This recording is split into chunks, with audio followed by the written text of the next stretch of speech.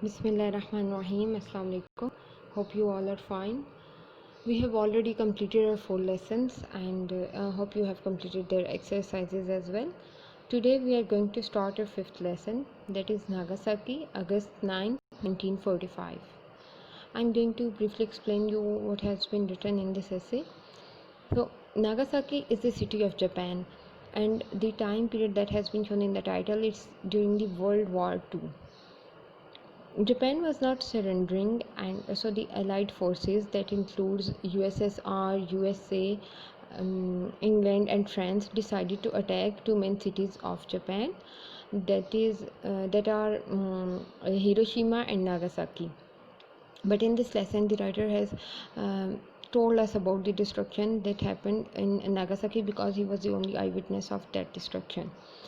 In this essay, you will see that how the beautiful smokeless city soon wrapped in the thick blanket of smoke, which was the product of bombs exploding off, and the planet was soaked in blood toxins because of the havoc caused by the bombs, and the whole city was completely destroyed and annihilated because of the bombs, and black rain started to fall off, and huge buildings were reduced to rubbles, and they just turned into the ashes, and the survivors were crying out for water.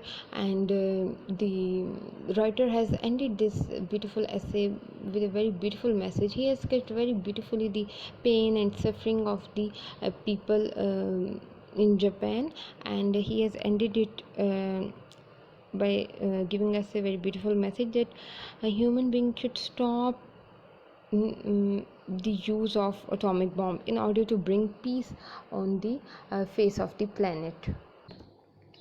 In August 1945, I was a freshman at Nagasaki Medical College. The 9th of August was a clear, hot, beautiful summer day. I left my lodging houses, which was 1.5 miles from the hypercenter, at 8 in the morning as usual to catch a tram car. When I got to the tram stop, I found that it had been derailed in an accident. I decided to return home. I was lucky I never made it to school that day. At 11 a.m., I was sitting in my room with a fellow student when I heard the sound of a B-29 passing overhead. A few minutes later, the air flashed a brilliant yellow, and there was a huge blast of wind. We were terrified and ran downstairs to the toilet to hide. Later, when I came to my senses, I noticed a hole had been blown in the roof. All the glass had been shattered, and that the glass had cut my shoulder, and I was bleeding. When I went outside, the sky had turned from blue to black, and the black rain started to fall. The stone walls between the houses were reduced. So, writer here is the eyewitness of the attack. He was in his room when he heard the voice of B-29 passing overhead, and he wanted to hide in because of the fear. When he came to his senses, he found himself bleeding. A black rain started falling off the because of the havoc caused by bomb. Buildings were turned to rubble, and the destruction that was feared had been started. After a short time, I tried to go to my medical school in Urakami, which was 500 meters from the hypercenter. The air dose of radiation was more than 7,000 at this distance, but I could not complete my journey because there were fires everywhere. I met many people coming back from Urakami. Their clothes were in rags, and shreds of skin hung from their bodies. They looked like ghosts with vacant stares. The next day, I was able to enter Urakami on foot, and all that I knew had disappeared. Only the concrete and iron skeleton of the building remained. There were dead bodies everywhere. On each street corner, we had tubs of water used for putting out fires from the after the air raid. In one of these small tubs, scarcely large enough for one person, was the body of a desperate man who sought cool water. There was foam coming from his mouth, but he was not alive. So, in this paragraph, writer is telling about his experience of when he entered Urakami. He found the injured people and iron skeleton of the buildings. Buildings were reduced to ashes, and a very painful picture had been sketched by the writer. Many people were dead because of the deadly attack made by the America and his and her allies. And I cannot get rid of the sound of crying women in the destroyed field. As I got nearer to school, there were black shirted bodies with the white edges of bones showing in the arms and legs. A dead horse was with a bloated belly lay by the side of the road. Only the skeleton of the medical hospital remained standing because the school building was wood. It was completely destroyed. Many my schoolmates were in that building attending their physiology lecture. When I arrived, some were still alive. They were unable to move their bodies. The strongest were so weak that they were slumped over on the ground. I talked with them and they thought they could be okay, but all of them would eventually die within weeks.